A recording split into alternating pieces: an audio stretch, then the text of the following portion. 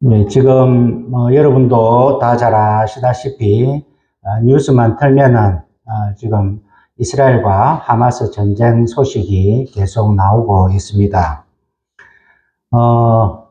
이제 하마스뿐만 아니라 시리아, 레바논, 또 이란, 요르단 점점 확산되는 그러한 세계 전쟁화되는 것 같아서 사태는 심각합니다. 이 전쟁이 그냥 가볍게 일시적인 전쟁이 아니라 우리에게 심각하게 다가오는 것은 이 전쟁이 거슬러 올라가면은 3000년 전에 다윗왕 시대로 올라갈 수 있고, 더 거슬러 올라가면 4000년 전에 아브라함 시대로 거슬러 올라갈 수 있습니다. 지금 하마스라는 것은 그 무장 투쟁 단체인데 팔레스타인 지역입니다. 성경에서는 블레셋이라고 이스라엘을 최고로 많이 괴롭혔던 그러한 민족이 이 팔레스타인 블레셋입니다. 시리아는 과거의 성경 지역으로 아람입니다. 레바논은 가나안입니다. 이란은 메데 파사입니다. 요르단은 모압, 암몬, 에돔 지역이 있었던 곳입니다. 그러니까 4000년 전에 있었던 이스라엘과의 갈등이 지금까지 계속 내려오는 것으로 일반적인 어떤 국익과 관련된 전쟁과는 양상이 다른 것을 알 수 있습니다. 또 특히 또 우리가 더 심각하게 바라보는 것은 이것이 요한계시록에 말씀하시는 이제 마지막 때의 전쟁이 아닌가라는 생각이 들어서 우리가 더 두렵고 떨립니다. 요한계시록에 보면 6장에 보면 이제 심판할 때에 맨 먼저 7인을 떼는 것이 나옵니다. 첫째 인을 뗄 때에 흰말 탄자가 나오고, 둘째 인을 뗄 때에 붉은 말 탄자가 나오고, 셋째 인을 뗄 때에 검은 말 탄자가 나오고, 넷째 인을 뗄 때에 청황색 말 탄자가 나온다. 그렇게 되어 있습니다. 이것은 각각 무엇을 뜻하느냐 하면, 이제 흰 말은 전쟁을 의미합니다. 두 번째 붉은 말은 전쟁으로 인해서 이제 죽음, 피를 의미하는 말이고, 검은 말은 전쟁으로 인해서 기근이 온다는 것을 이야기하고, 청황색 말은 전쟁으로 인한 시체가 많아서 시체의 그 푸르스스한 그런 모습을 청황색으로 묘사하고 있다. 그러니까 7인을 뗐을 때의 심판이 뭐냐? 전쟁을 통한 죽음이 오는 심판이다 하는 것입니다. 두 번째 이제 심판의 단계에서 7 나팔 단계가 나오는데요. 8장에 보면은 첫째 나팔을 불 때에 피 섞인 우박과 불, 둘째 나팔을 불 때에 불 붙는 큰 산과 같은 것, 횃불같이 타는 큰 별, 공중에 날아다니는 독수리, 하늘에서 떨어지는, 땅에 떨어지는 별, 이런 것을 나타내고 있습니다. 이것은 지금 하마스가 이스라엘을 공격할 때에 로켓을 쏘았는데요. 아마 이 요한의 당시의 환상으로 봤을 때에 이 로켓을 표현한 것이 아닌가 그렇게 생각이 듭니다. 피 섞인 우박과 불, 하늘에서 떨어지죠. 불 붙는 큰 산과 같은 것, 횃불같이 타는 큰 별, 공중에 날아다니는 독수리, 요번에 공격할 때에 행글라이더를 타고 군대가 침입을 했는데 이것이 환상 중에 보면 날아다니는 독수리 모양 같은 것으로 볼 수도 있습니다. 어쨌든 요한계시록에서 말씀하신 이 아마겟돈 전쟁이 될까 믿음의 눈으로 볼 때에 우리는 심히 두렵고 떨리고 있습니다. 그리고 또 뉴스를 통해서 보면은 이 전쟁이 우리와 크게 상관없는 것이 아닌 것이 이 하마스가 이 행글라이더도 타고 오토바이도 타고 로켓도 쏘고 하는 이 하이브리드 전쟁 기술을 북한이 가르쳐 줬다. 그런 뉴스도 나오고 있습니다. 북한이 이제 이 하마스의 성공을 보면은 어떤 생각을 하게 된다면 이 하마스의 로켓보다 하마스 로켓은 20분 동안에 5,000발이 발사되었다고 하는데 북한은 지금 준비된 장사포가 1시간 만에 16,000발을 지금 준비하고 있다고 합니다. 이스라엘의 아이언돔이라는 미사일 방어 체계가 있는데 너무 갑자기 순식간에 5,000발이 들어오니까 그 효력을 발휘하지 못했다고 하는데 우리는 그런 체제도 없는 상황에서 북한이 장사포를 발사하면 1시간 동안에 우리의 나라가 어떻게 될까 생각해 보니까 참 두렵고 떨리는 가운데 있습니다. 오늘 이사야 1장의 이 말씀은 이사야 선지자가 이제 그 아수르의 사네립이 북이스라엘을 공격하여서 BC 722년에 북이스라엘을 멸망을 시키고 이제 701년에 유다를 침공하였습니다. 폐허를 만들고 이제 그 성을 보유하고 유다가 일촉즉발의 위험에 있을 때에 히스기야가 하나님 앞에 기도하여서 겨우 망하는 것은 면했지만 이 유다 땅도 초토화되었고 그런데도 불구하고 이 유다의 백성들은 정신을 차리지 아니하고 하나님을 두려워하지 않고 자기의 현실의 삶에 빠져서 살아가고 있을 때에 이 이사야 선지자는 오늘 1장의 말씀을 통하여서 지금 이 백성들에게 위험을 알리는 경고의 말씀을 하고 있습니다. 이 세계 전쟁화되고 또 우리나라도 여러 가지 위험에 빠져 있는 우리의 삶 가운데서 경제적으로 정치적으로 여러 가지 복잡한 우리의 삶 가운데서 우리가 안일하게 살아서는 안 되고 오늘 이사야 선지자의 말씀을 통하여 우리도 하나님 앞에 바르게 사는 그러한 경각심을 가져야 될 것 같습니다. 오늘 이사야 선지자가 2절에 보니까 하늘이여 들으라 땅이여 귀를 기울이라 여호와께서 말씀하시기를 내가 자식을 양육하였거늘 그들이 나를 거역하였도다. 그렇게 지금 일가를 하고 있습니다. 우리가 옛날 사람들, 우리가 억울한 일을 당했을 때 사람들이 나와서 땅에 주저앉고 땅바닥을 치면서 동네 사람들아 내 말 좀 들어보소 그렇게 하면서 억울함을 토로하는 그러한 모습들이 있었습니다. 오늘 이사야 선지자는 마치 그거보다 더하게 하나님의 심정을 대변하면서 하늘이여 한번 들어봐라 땅이여 한번 귀를 기울여봐라 이렇게 억울할 때가 있나 하나님이 이렇게 가슴을 치신다 그렇게 지금 말씀을 하고 있습니다. 하나님께서 말씀하시기를 하나님께서 내 너무 억울하다 너무 답답하다 너무 참 괴롭다 그러시면서 내가 자식을 양육하였거늘 그들이 나를 거역하였도다. 소는 그 임자를 알고 나귀는 주인의 구유를 알건만은 이스라엘은 알지 못하고 나의 백성은 깨닫지 못하는도다. 세상에 이럴 수가 있나? 내가 이 백성들을 어떻게 보호하고 어떻게 인도하고 지금 어떻게 나라를 만들어주고 지금까지 지키고 보호하고 복 줬는데 이 백성들이 나를 배반하다니 이렇게 답답하고 억울할 수가 있나? 소도 그 주인을 아는데 나귀도 그 주인의 음성을 듣는데 이 이스라엘은 하나님 아버지를 버렸다, 거역하였다. 그렇게 지금 하나님께서는 한탄하고 있습니다. 하나님의 어떤 것을 거역하였느냐? 하나님의 마음에 어떤 것을 저버렸느냐? 하나님께서 출애굽기 19장 5절 말씀에 이제 노예로 있던 이스라엘 백성들을 새롭게 나라를 만들어주면서 시내산에서 그들에게 요구한 것이 있습니다. 세계가 다 내게 속하였나니 너희가 내 말을 잘 듣고 내 언약을 지키며 너희는 열국 중에서 내 소유가 되겠고 너희가 내게 대하여 제사장 나라가 되며 거룩한 백성이 되리라. 내가 세계가 다 내게 속하였는데 내가 특별히 아무 비전 없는 노예로 있던 너희들을 선택해가지고 하나님의 큰 소유로 삼는데 내가 왜 그렇게 했느냐 하면 너희가 내 말을 잘 듣고 내 말을 잘 지키면 이 모든 열국 가운데서 내가 특별히 너희를 제사장 나라 거룩한 백성으로 만들려고 한다. 이것이 하나님이 이 백성을 향한 목적이요 하나님의 마음이었다는 것입니다. 그렇다면 이 백성들이 하나님이 원하시는 거룩한 백성, 제사장 나라의 역할을 잘 했어야 되는데 이 백성들은 그렇게 하지를 못하여서 하나님께서는 그 마음의 아픔으로 이렇게 한탄하고 계시는 것을 말씀하고 있습니다.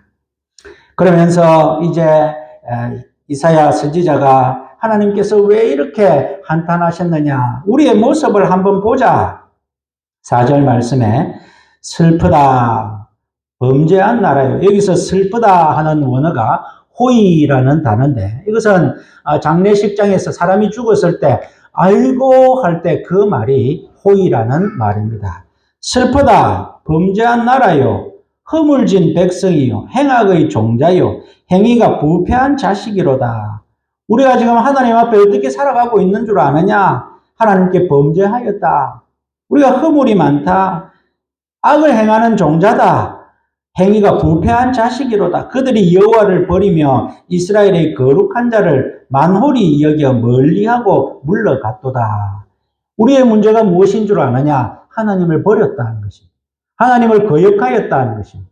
하나님을 떠나 멀리 가버렸다는 것입니다. 하나님을 만홀히 여겼다. 그것이 우리의 문제다. 그렇게 이사야 선지자는 말씀하고 있습니다. 만홀히 여긴다 하는 말은 이 만자는 게으를 만자고 홀이라는 것은 소홀히 할 홀이다 하는 것입니다. 만홀히 여긴다는 것은 하나님을 게으른 사람, 하나님이 우리하고 상관없는 소홀한 분이다. 그렇게 여겼다는 것입니다. 이것은 하나님을 속으로 비웃었다. 하나님을 조롱하였다. 그런 말입니다. 우리의 문제가 있지만 하나님이 뭐 간섭하셨거늘, 하나님이 뭐 도와주거늘, 우리의 문제는 우리가 해결해야지. 하나님은 하늘에 계시고 우리는 땅에 있어서 법보다 주먹이 가깝다는 것처럼 현실의 우리의 문제는 우리가 해결해야지. 하나님 뭐 도와주시겠나? 뭐 도와주시면 그만이고 안 도와주시면 그만이고 그런 마음으로 하나님을 대한 것이 아니냐 하는 것입니다.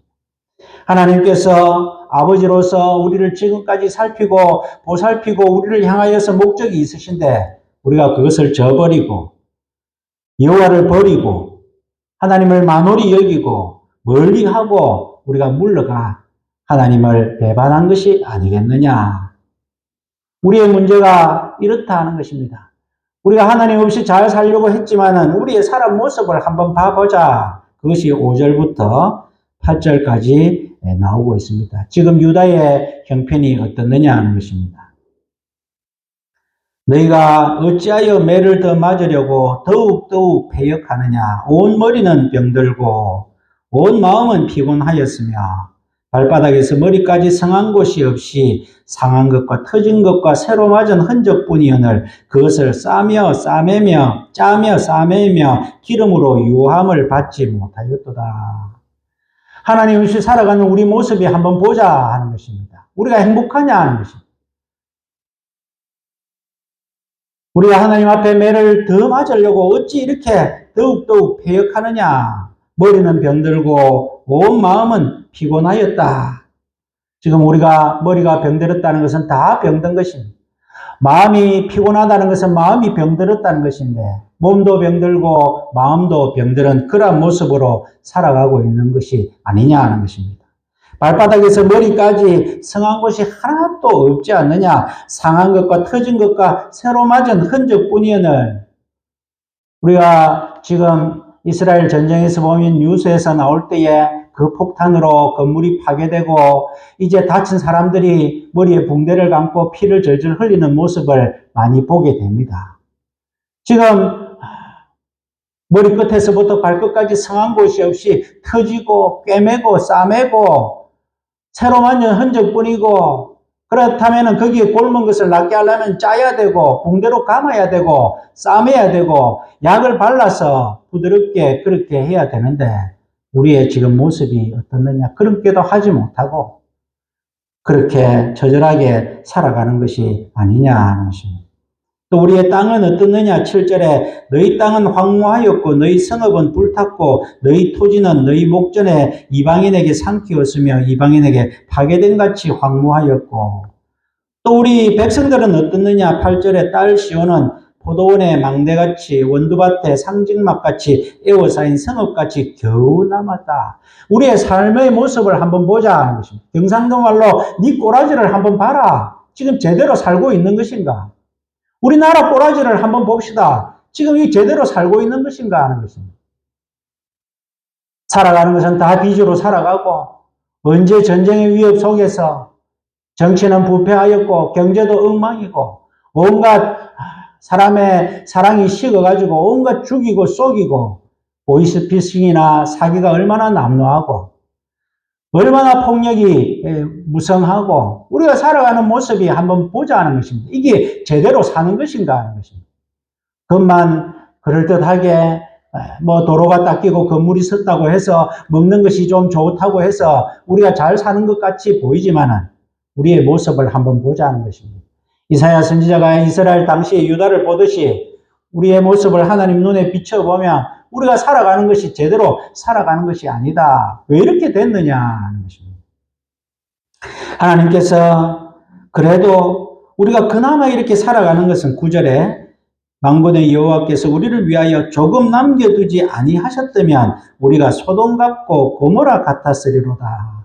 그나마 우리가 이 정도 살아가는 것은 하나님께서 우리에게 은혜를 베풀어 주셔서 조금 남겨두셔서 우리가 살아가는 것이지 원래 하나님께서 기대했던 삶들이 아니다 하는 것입니다. 그러면서 하나님께서는 이제 더 구체적으로 유다의 문제를 지적해 주십니다. 11절 말씀에 여호와께서 말씀하시되 너희의 무수한 재물이 내게 무엇이 유익하뇨? 나는 수장의 번제와 살찐 짐승의 기름에 배불렀고 나는 수송아지나 어린 양이나 수정소의 피를 기뻐하지 아니하노라.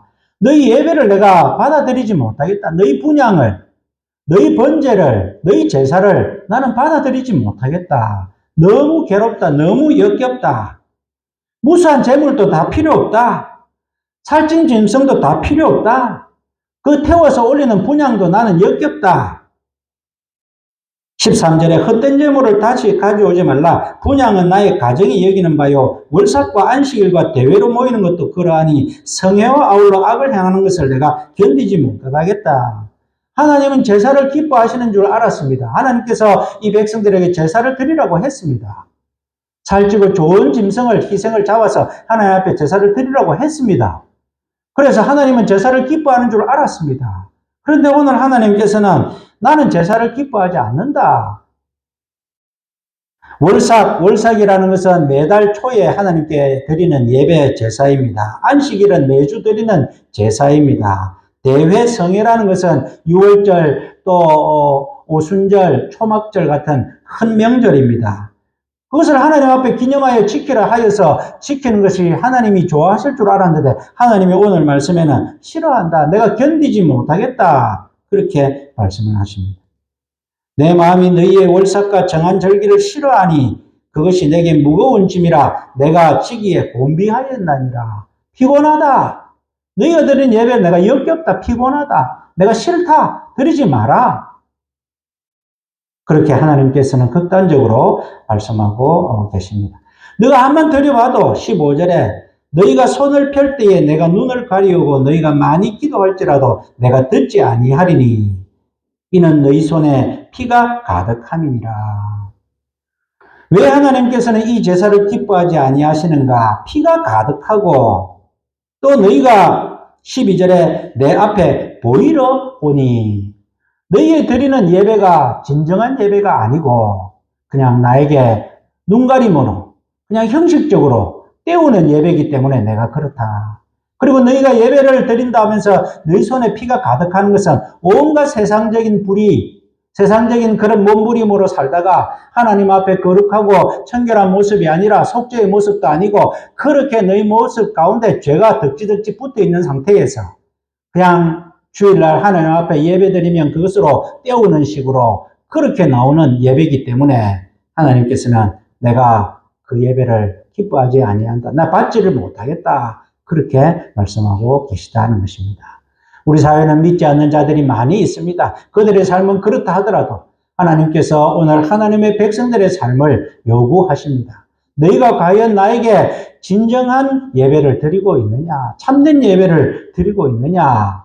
오늘 하나님께서는 우리에게 물어보고 계시다는 것입니다.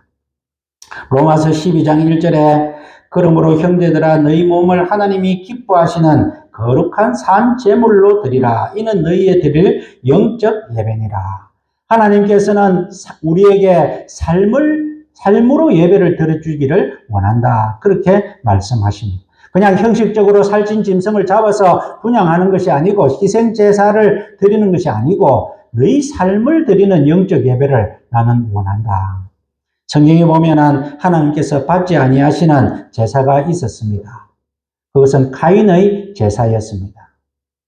창세기 4장 5절에 보면 카인과 그 제물은 받지 아니하신지라 카인이 몹시 분하여 안색이 변하니 하나님께서는 카인의 제물을 받지 아니하셨다. 똑같이 카인과 아벨이 하나님 앞에 예배를 드렸는데 아벨의 제사는 받으시고 성경에 보면 아벨과 그 예물은 받으시고 카인과 그 예물은 받지 아니하셨다는 것입니다.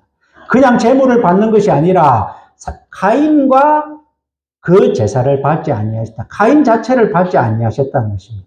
그 제사를 받지 아니하니까 카인이 어떠냐? 안색이 변하여서 분노하여서 하나님 앞에 분노하여서 그 동생을 쳐 죽이는 결과가 생겨났습니다. 하나님께서 왜 카인의 이 제사를 받지 아니하셨느냐? 제물은 제대로 됐는지 모르겠지만 카인 삶이 제대로 되지 아니하였다는 것입니다. 하나님께서 그 제사를 받지 아니하면 하나님 내가 무엇이 부족합니까? 내가 뭐 때문에 하나님께서 내 제사를 받지 아니하십니까? 돌아보고 회개하고 하나님 앞에 제대로 된 예배를 드려야 마땅한데 하나님께서 그 제사를 받지 아니하시니까 화가 난다고 해서 하나님을 원망하고 불평하고 동생을 죽이는 것이 제대로 된 인격이냐 하는 것입니다. 오늘 하나님 앞에 하나님이 원하시는 예배는 삶으로 드리는 예배이지 형식적으로 드리는 예배가 아니다는 것입니다. 오늘날 이 땅에 우리 교회가 얼마나 많습니까? 이 교회에서 과연 하나님께 우리의 삶으로 예배를 드리는 것이 우리가 온전히 예배를 드리는지 한번 살펴보아야 됩니다. 하나님께서 진노하시면 우리 예배를 받지 아니하시면 우리가 이 땅이 어떻게 될지 아무도 모르는 그러한 상황입니다. 오늘 하나님께서는 형식적인 예배가 아니라 삶으로 나에게 예배를 드려라. 세상 사람들이 기독교인을 싫어하는 이유가 무엇입니까? 그들이 교회에서는 그럴듯한 것 같은데 세상에서 보면 온갖 거짓말도 하고 진실하지 못하고 또 악착 같고 그러니까 세상 사람들은 예수 믿는 사람들을 싫어한다는 것입니다. 제가 대학교 때 우리 법대 안에는 학봉정이라 하는 고시반이 따로 있었습니다. 성적별로 모아가지고 거기에는 이제 독서실보다 더 이제 자리도 배정하고 그래서 출석 체크도 하고 또 여러 가지 특혜도 주고 그런 학봉정이 있었는데 하루에 3번 출석 체크도 하고 거기에는 또 실장이 있어서 관리도 하고 그럽니다. 이제 다른 사람들은 다 열심히 공부도 하고 이러는데 저는 그냥 출석 체크만 딱 하고 벌점만 안 받게 하면서 요리조리 피하고 놀러 다니고 그런 삶을 살았습니다. 뭐 물론 이유가 있겠죠. 대학 생활이니까 한번 즐기보겠다. 그런데 공부는 해야 되니까 학봉정 자리는 하나 차지하고 그렇게 한번 해보겠다. 여러 가지 이유는 있었을 것입니다만 하루는 이제 도시락에 잔디밭에서 이제 점심을 먹고 있는데 이제 식사를 하니까 제가 또 식기도를 했습니다. 그랬더니 기도하고 있는데 다른 한 친구가 한 소리가 들립니다. 맨날 놀고 기도만 하면 하나님께서 사법고시에 붙여준다 하더나 그렇게 떡 하는 거예요. 그래서 제가 이제 기도하다가 그 이야기를 들었죠. 완전 또 뚜껑이 열렸습니다. 그래서 니 지금 방금 뭐라 했노? 다시 한번 말해봐라 하면서 이랬더만은 내가 잘 못 들어서 그러니까 한번 이야기해도 이러니까 이야기를 하는 겁니다. 그러니까 제가 이제 가만히 있습니까? 뭐 이 새끼 저 새끼 하면서 이제 잔디밭에서 맥살을 잡고 싸움이 벌어지고 친구들이 말리고 그런 일이 있었습니다. 나는 사법시험에 걸려달라고 기도한 것이 아니고 식기도를 하기는 했지만 세상 사람들이 볼 때에 공부도 열심히 안 하고 맨날 놀면서 기도만 하면 무슨 시험에 합격을 시켜주나 그런 눈으로 볼 수가 있다는 것입니다. 우리가 살면서 삶으로 드리는 예배가 없다면 하나님의 영광을 가리게 됩니다. 오늘 하나님께서 원하시는 것은 바로 삶으로 드리는 예배를 드려라. 그래서 16절, 17절에 너희는 스스로 씻으며 스스로 깨끗하여 내 목전에서 너희 악업을 버리며 악행을 그치고 선행을 배우며 공의를 구하며 학대받는 자를 도와주며 고아를 위하여 신원하며 과부를 위하여 변호하라. 너희가 형식적인 재물을 드리는 것이 아니라 너희 삶이 내가 기뻐하는 삶을 살아라. 이것이 하나님께서 오늘 말씀해 주시는 내용입니다. 예배라는 것이 하나님 앞에 하나님께서 베풀어 주신 복에 대한 응답입니다. 우리가 착각하기 쉬운 것은 하나님께 복 달라고 예배를 드리는 것이 아니다는 것입니다. 그거는 이방 사람들이나 하는 것입니다. 우리가 구슬할 때 왜 구슬합니까? 그 신의 노여움을 제하고 신이 나에게 복을 주면 좋겠다. 그래서 구슬합니다. 예배는 굿이 아닙니다. 하나님 내가 예배를 잘 드릴 테니까 하나님 복을 주십시오가 아니라 하나님께서 오늘날까지 저를 인도하여 주시고 예수 믿게 하시고 우리를 구원시켜 주시고 하나님의 백성 가운데서 기쁨과 평강 가운데 살게 하여 주심을 감사합니다 하는 그러한 드림이 바로 예배다 하는 것입니다. 지금까지 베풀어 주신 하나님의 은혜를 지금 현재에도 하나님 기억하면서 하나님 앞에 감사를 올려드립니다 하는 것이 예배다 하는 것입니다. 하나님은 그런 예배를 받고 싶다 하는 것입니다. 지금 너희는 이제 헛된 무수한 재물을 가지고 오지 마라. 헛된 재물을 가지고 오지 마라. 나에게 분양하지 마라. 하나님께서 그렇게 말씀하실 때가 무슨 말씀입니까? 너희가 이제 더 이상 죄를 속해달라는 기도를 하지 말라는 것입니다. 물론 이 말씀은 이사야 선지자를 통하여서 오실 예수 그리스도 메시아를 통하여 우리에게 구원을 약속하시는 내용과 연결이 됩니다만은 하나님께서 이제는 나에게 죄를 속해달라, 죄를 속하고 우리를 복줄라 하는 그런 예배를 더 이상 드리지 말고 하나님 나에게 복주시고 나를 인도하심에 감사합니다 하는 그러한 예배를 드려주기를 바란다 하는 말씀이다 하는 것입니다. 삶 속에서 베풀어 주신 은혜를 감사하며 제가 하나님의 뜻을 받들고 섬기며 살겠습니다. 그런 고백의 예배를 드려달라 하는 것입니다. 하나님을 경배하면서 동시에 그분의 성품을 삶으로 드러내는 사람의 예배만 하나님께서 받으시겠다. 그 말씀이 오늘 이 말씀이다 하는 것입니다. 오늘 하나님께서는 우리에게 참된 예배, 삶으로 드리는 예배를 나는 받고 싶다. 복 달라고 하는 예배가 아니라 죄를 속해달라고 하는 예배가 아니라 내가 하나님 성품으로 앞으로 세상에서 하나님의 영광을 드러내면서 살겠습니다 하는 예배를 받고 싶다 하는 것입니다. 시편 15편 1편에 보면 1절에 보면 이 내용이 잘 나오고 있습니다. 다윗이 노래를 부르는데 여호와여 주의 장막에 머물 자 누구오며 주의 성산에 오를 자 누구오니까. 하나님 어떻게 하면 내가 하나님과 함께 있을 수 있겠습니까? 내가 어떻게 하면 드리는 예배를 하나님이 받을 수 있겠습니까? 그렇게 반문하면서 첫 번째로는 정직하게 행하며 공의를 실천하며 그 마음에 진실을 말하며 그의 혀로 남을 허물지 아니하며 그의 이웃에게 악을 행치 아니하며 그의 이웃을 비방하지 아니하며 그의 눈은 망령된 자를 멸시하고 여호와를 두려워하는 자를 존대하며 그의 마음에 서운한 것은 해로울지라도 변치 아니하며 이자를 받으려고 돈을 부어주지 아니하며 뇌물을 받고 무죄한 자를 해하지 아니하는 자니. 10가지의 언급이 나오고 있습니다. 어떻게 하시면 하나님 제가 주의 성산에 머물 수 있겠습니까? 어떻게 하면 주의 자리에 제가 올라갈 수 있겠습니까? 하나님 이렇게 하면 되는군요. 하나님께서 가르쳐 주십니다. 이런 일을 행하는 자는 영원히 흔들리지 아니하리라. 이 10가지를 통하여서 우리가 하나님께서 말씀하시는 것은 하나님의 속성을 이해하고 하나님의 뜻을 받들어서 하나님 성품으로 살아라. 하나님 성품이 무엇입니까? 구약의 말씀에 미시파트와 체다함. 하나님의 성품을 단적으로 나타내는 것 2가지. 미시파트는 법적 용어입니다. 정의입니다. 정의. 우리나라 성경에서는 공평으로 번역되고 있습니다. 공평한 사회. 그 다음에 체다는 공의입니다. 하나님의 사랑하는 마음, 너희 성중에 거하는 객과 너희와 함께 있는 레위인과 고아와 과부와 나그네와 이런 사람들 다 어울려가지고 사회적 약자 누구 하나 억울한 일이 없도록 누구 하나 차별받지 않도록 함께 하나님의 백성이 되어서 살아가라. 이것이 최다. 하나님께서 원하시는 것은 미스파트와 최다인데 이것이 오늘 다윗의 시편에 있는 이 10가지 또 오늘 이사야가 말씀하시는 또 16절 말씀에 말씀하는 그 모든 것이 다 하나님이 원하시는 삶이다 것입니다. 그렇게 살아라.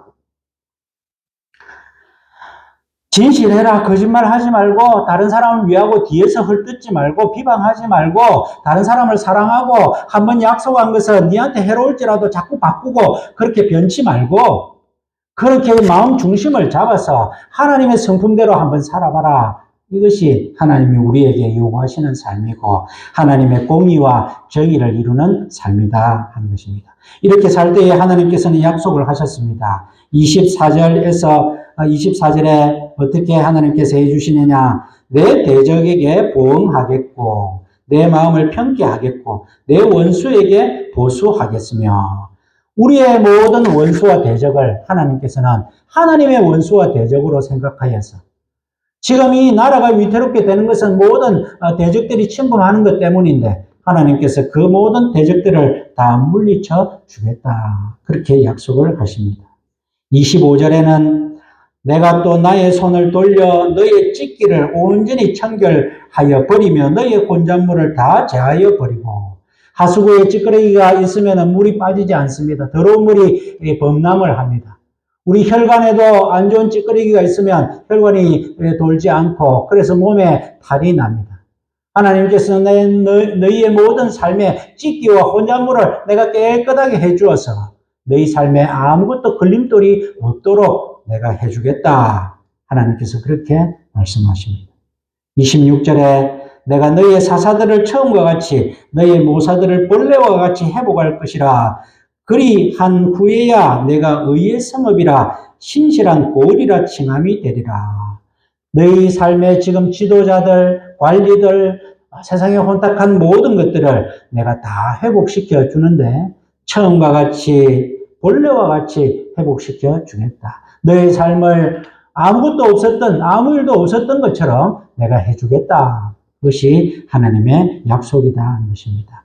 내가 기뻐하는 그러한 삶으로 드리는 예배를 드린다면 너희 원수도 내가 해결해주고 너희 삶에 있는 모든 문제도 해결해주고 너희의 모든 형편을 내가 원래의 모습으로 다 회복시켜 주어서 의의 성읍, 신실한 고을이라 그렇게 칭하도록 만들어주겠다. 결과적으로 27절에 시온은 공평으로 구속이 되고 그 귀정한 자는 의로 구속이 되리라. 여기서 말하는 공평이 미슈파트고 의가 제다하입니다. 하나님이 원하시는 세상은 하나님의 미슈파트와 제다가 충만한 그런 사회를 하나님께서는 원하시고 그것이 하나님의 나라인데 하나님을 거역하고 하나님의 마음을 몰라서 하나님을 떠나서 자기 마음대로 살 때에 하나님께서는 무시무시한 전쟁의 아픔과 혼란의 아픔으로 매를 드시고 이 모든 문제가 해결되면 하나님께서 다시 우리의 삶을 회복시켜 주신다는 그러한 말씀으로 이사야 선지자는 일정의 말씀을 우리에게 주시고 있습니다. 아모스 5장 24절의 말씀처럼 오직 공법을 물같이 정의가 하수같이 흘릴지로다. 우리의 삶 가운데 형식적인 예배가 아니라 삶으로 드리는 예배, 하나님께서 기뻐하시는 삶으로 드리는 영적 예배를 드릴 때에 세상 사람들도 우리를 통하여서 하나님께 영광을 돌려드리게 되고 하나님께서도 우리의 나라를 지켜주시고 우리의 모든 삶을 회복하여 주실 줄 믿고 우리가 하나님 기뻐하시는 삶을 살아가는 저와 여러분들의 삶이 되시기를 주님의 이름으로 축원드립니다. 아멘. 사랑과 은혜의 하나님 아버지, 지금 이 세상에서 일어나는 모든 참 전쟁과 지진과 기근과 또 화재와 홍수와 이런 것들을 통하여 주님 오실 날이 가까움을 저희들 느낍니다.